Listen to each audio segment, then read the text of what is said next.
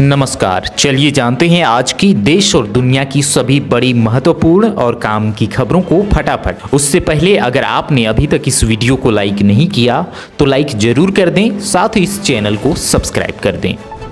आइए शुरुआत करते हैं आज की पहली बड़ी खबर के साथ। ईरान में आर्थिक संकट को लेकर भड़की हिंसा अब खूनी खेल में बदल चुकी है। सरकार विरोधी प्रदर्शनों में अब तक 538 से ज्यादा लोगों की मौत हो चुकी है, जिसके बाद अमेरिकी राष्ट्रपति डोनाल्ड ट्रंप ने ईरानी शासन को सख्त चेतावनी दी है। ट्रंप ने कहा है कि नागरिकों पर अत्याचार तुरंत रुके, वरना परिणाम गंभीर होंगे। वहीं अगली खबर, अंतरिक्ष के क्षेत्र में भारत आज नया इतिहास रच रहा है। इसरो आज अपना विशेष सैटेलाइट अन्वेषा लॉन्च करने जा रहा है।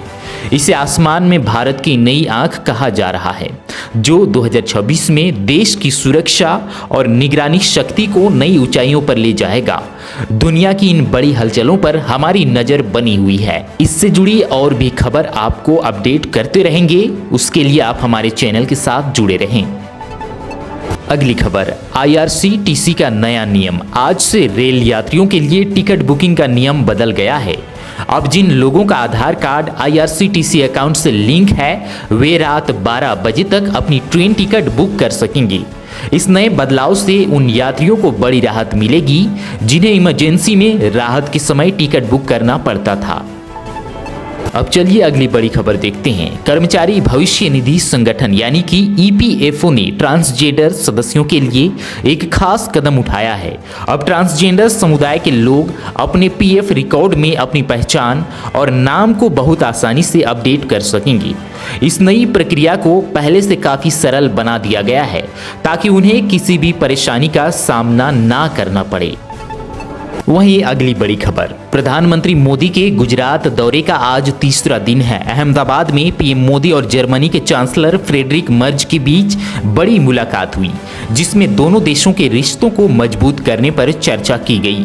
इसी दौरान PM मोदी ने सोमनाथ मंदिर की मिसाल देते हुए कहा कि भारत की आस्था को कभी कोई खत्म नहीं कर पाया। एक और बड़ी प्रशासनिक खबर दुनिया से है। मकर संक्रांति के मौके पर अब प्रधानमंत्री कार्यालय यानी कि PMO अपने नए दफ्तर में चला गया है, जिसका नाम सेवा तीर्थ रखा गया है। सेंट्रल विस्टा के तहत बनी यह नई बिल्डिंग अब देश के कामकाज का मुख्य केंद्र बन गई है। गुजरात दौरे और नए ऑफिस की शुरुआत के साथ ही आज का दिन देश के लिए बेहद खास रहा। अब अगली खबर देखते हैं बैंकिंग से जुड़ी हुई। बैंकिंग सेक्टर से आज 3 बड़ी खबरें निकल कर आ रही हैं। पहली, SBI की रिपोर्ट के मुताबिक बैंकों में बिना गारंटी वाले लोन जैसे क्रेडिट कार्ड और पर्सनल लोन की मांग बहुत ज्यादा बढ़ गई है। वहीं दूसरी ओर त्योहारों के चलते बड़ी खबर है। मकर संक्रांति, पोंगल और लोहड़ी की वजह से देश के कई राज्यों में बैंक बंद रहेंगे, इसलिए अपना काम समय पर निपटा लें। इसी बीच गाजियाबाद के लोगों के लिए खुशखबरी है कि GDA ने प्रॉपर्टी पर ब्याज दरें घटा दी हैं, जिससे अब बैंक रेट पर ही सस्ता घर मिलना आसान हो जाएगा।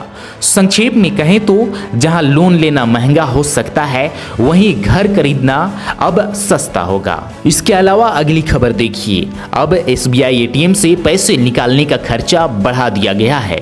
पहले जहां कुछ खाता धारकों को मुफ्त निकासी मिलती थी, अब नए चार्ज लागू होंगे और सैलरी खाता धारक भी ATM फीस देंगे। इससे रोजमर्रा के लेन देन पर असर पड़ेगा। दूसरी ओर PF से पैसे निकालने की एक नई सुविधा जल्द शुरू होने वाली है।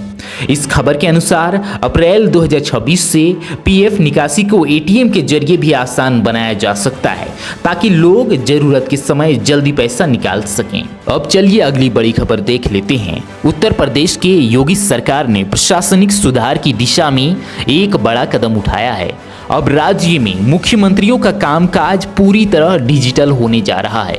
इस फैसले के बाद फाइलों के निपटारे में तेजी आएगी और कामकाज में पारदर्शिता बढ़ेगी।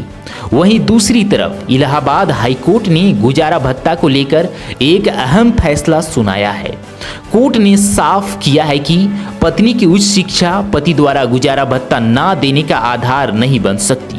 कोर्ट का मानना है कि केवल डिग्री होने का मतलब यह नहीं है कि पत्नी अपनी जरूरतों को पूरा करने में सक्षम है, इसलिए पति को आर्थिक सहायता देनी ही होगी।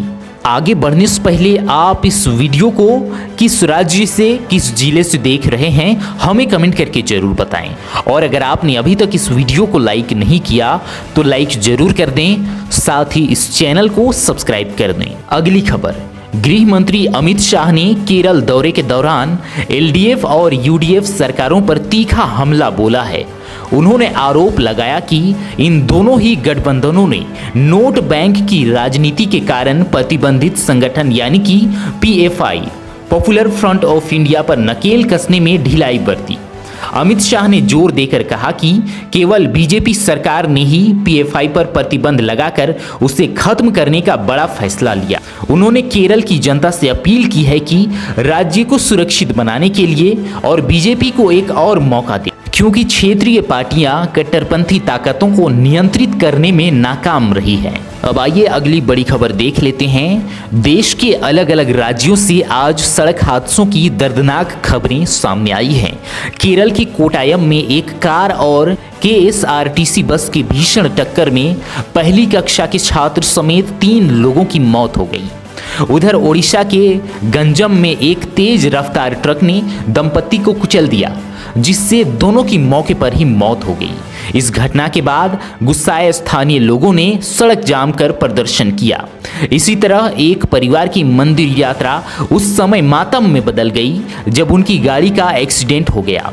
इन हादसों ने एक बार फिर सड़क सुरक्षा पर सवाल खड़े कर दिए हैं। अब चलिए अगली बड़ी खबर की बात कर लेते हैं। आज कानूनी जगत में बड़ी हलचल रही।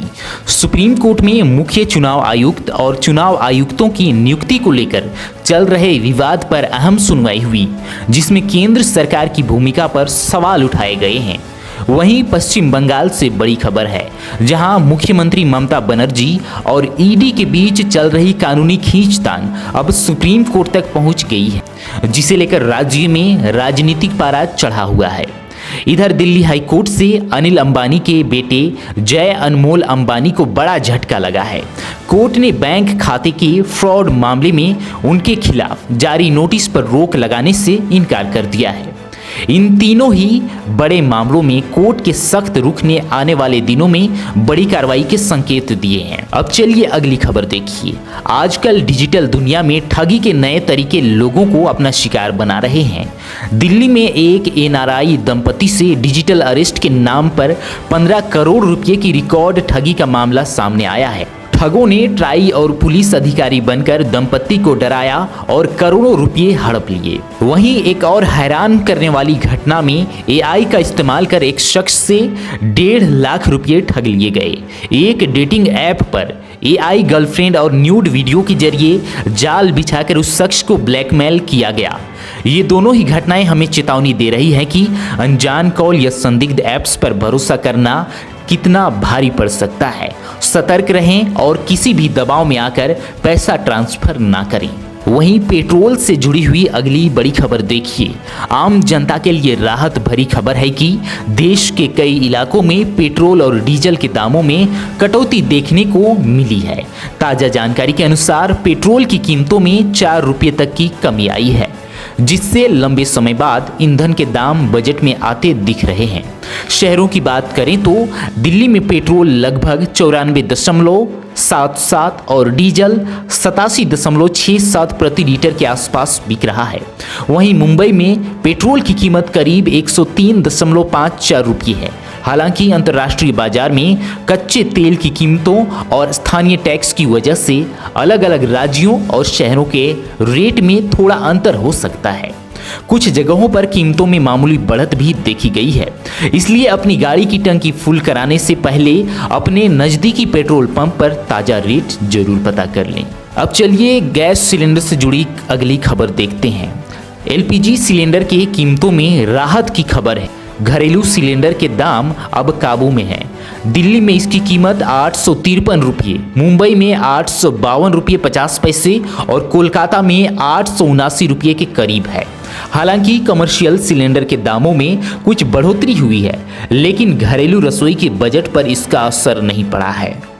इसी के अलावा अब आइए आगे बढ़ते हैं, बात करते हैं अगली बड़ी खबर की। भारत में दिसंबर के दौरान महंगाई दर 3 महीने से सबसे ऊपर स्तर पर पहुंच गई है। खाने पीने की चीजों के दाम बढ़ने की वजह से यह तेजी आई है। इस बीच सरकार ने एक बड़ा फैसला लिया है कि अब महंगाई नापने के तरीके यानी कि सीपीआई में बदलाव किया जाएगा, जो जनवरी से लागू होगा। वहीं पड़ोसी देश पाकिस्तान में हालात बहुत खराब हैं। वहां लगातार 23 हफ्तों से महंगाई बढ़ रही है। हालात ये हैं कि चिकन 840 रुपये और चावल 330 रुपये प्रति किलो तक पहुंच गया है। आम लोगों के लिए बुनियादी जरूरतें पूरी करना भी मुश्किल हो गया है। साथ ही अब देखिए अगली खबर मौसम की। उत्तर भारत में ठंड का जोर बना हुआ है। यूपी, बिहार, झारखंड, दिल्ली, एनसीआर समेत कई राज्यों में घना कोहरा और शीतलहर लोगों को परेशान कर रही है। सुबह और रात में दिखाई कम हो रहा है, जिससे सड़क और रेल यातायात प्रभावित है। हिमाचल प्रदेश और उत्तराखंड के पहाड़ी इलाकों में बारिश और बर्फबारी की संभावनाएं हैं, जिससे ठंड और बढ़ सकती है। मौसम विभाग ने लोगों को सावधानी बरतने, गर्म कपड़े पहनने और यात्रा में सतर्क रहने की सलाह दी है।